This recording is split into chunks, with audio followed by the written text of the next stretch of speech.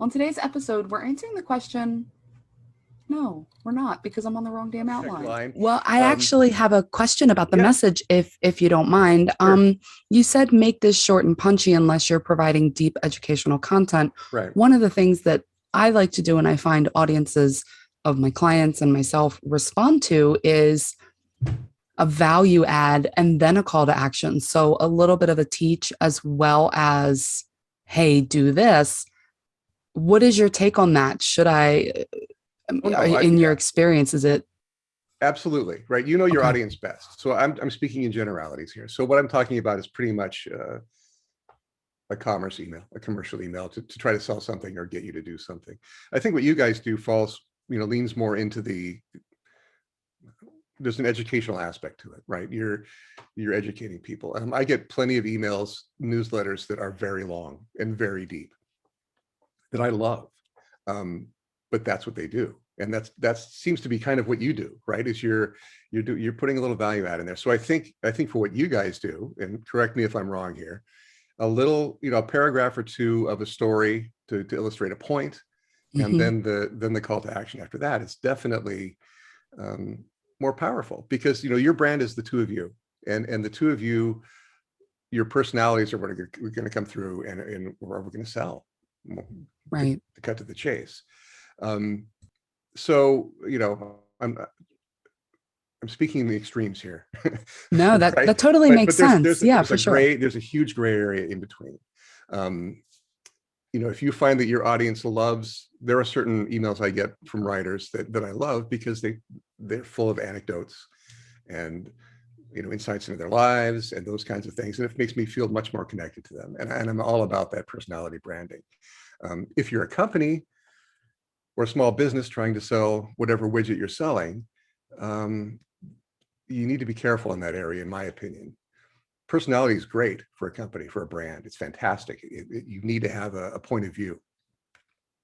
We're going on and on about the funny stories of what happened in the office is worth maybe a couple sentences, but it's not 6 paragraphs. It gets tired quick. It gets tired quick. And I think that's because we as consumers and human beings tend to lump email and marketing material into different categories, right? When I'm getting an email from Apple, they're a company. I don't want to hear stories. I want to know what you're offering me, and should I even care, or do I just delete it? Is this something I need or I don't need?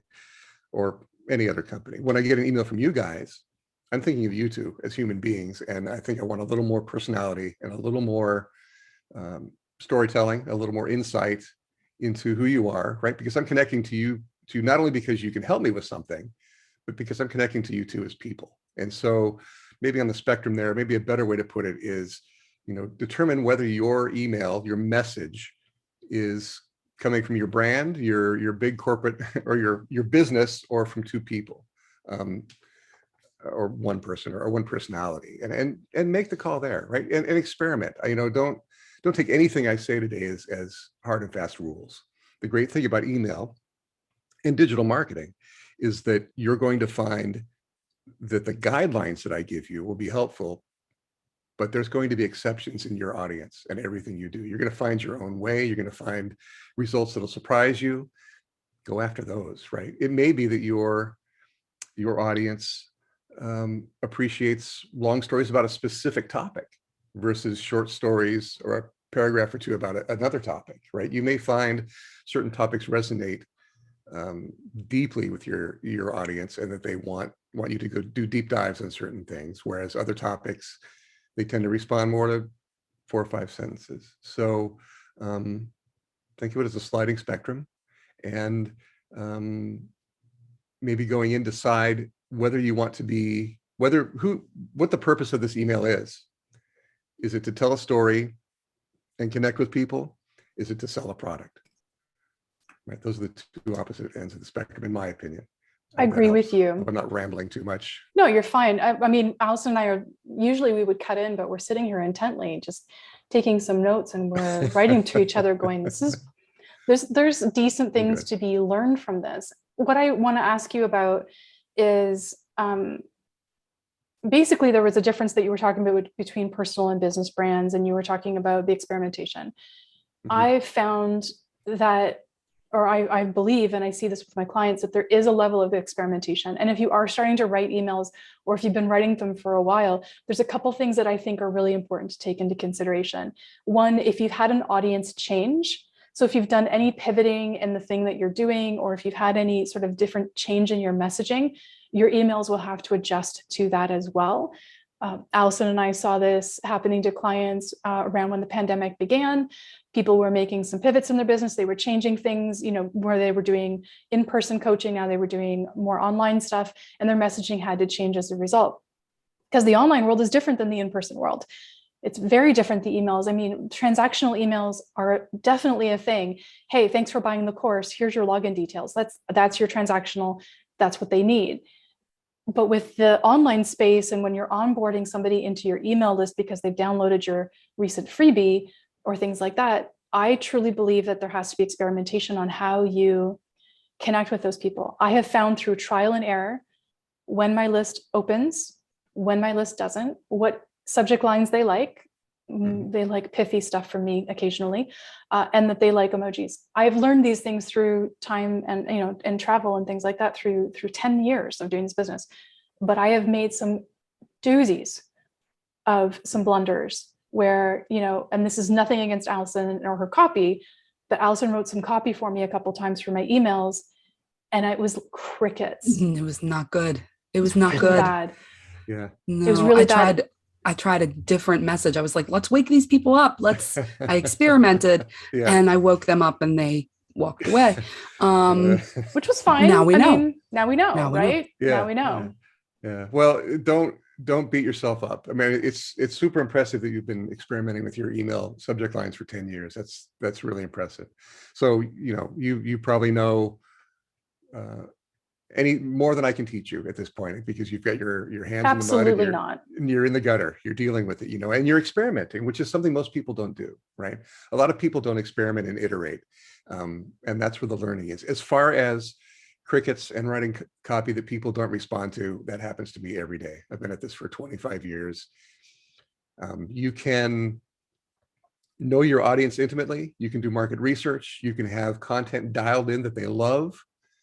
And you can try something just a little bit different and they reject it.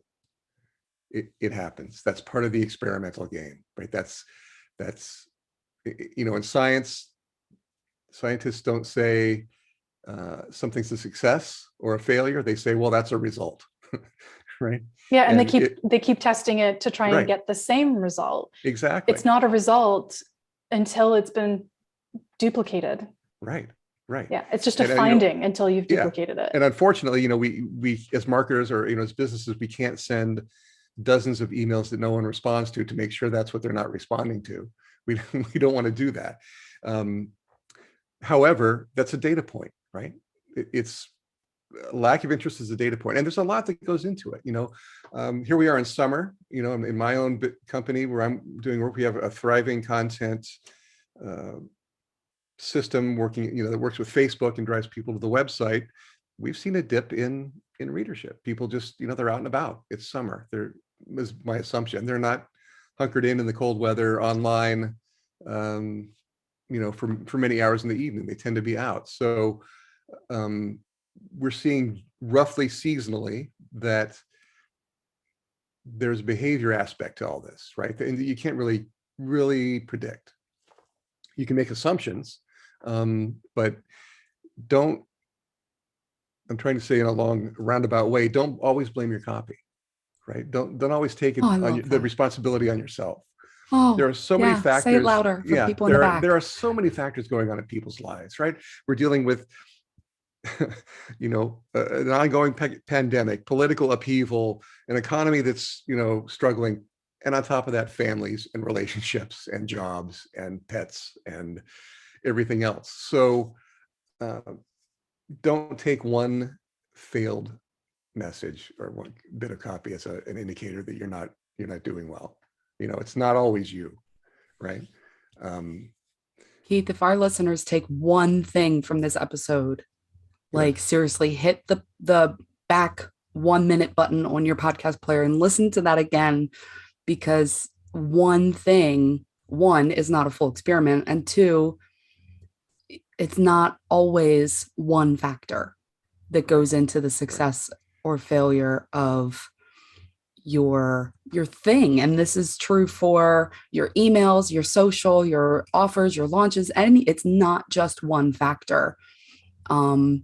So my question for you is, if somebody listening doesn't currently do any experimenting and now they might be a little scared by my and Jenny's story and what you're talking about, how can they easily get started with that experimenting to figure out what works best for them? Yeah. So I have two answers for that. We'll go back to your failed copy, and I don't like the word failed. It's probably great copy. It just didn't. No one responded. It was great copy, just not for my list. Yeah. That's So all. in the case of that, if you're already up and running and you've got some failed copies, save that copy, put it in a file to try again later. Try it 2 or 3 times over the course of months or years, right? Don't try once and throw it away and assume it doesn't work. Marketing is like anything else, right? There's trial and error, and if you give up the first time, might as well get another job, basically. Right. Yeah, exactly. Right.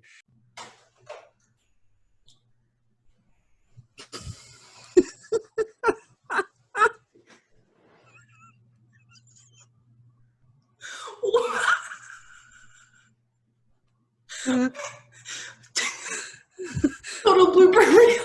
Did it all come falling down?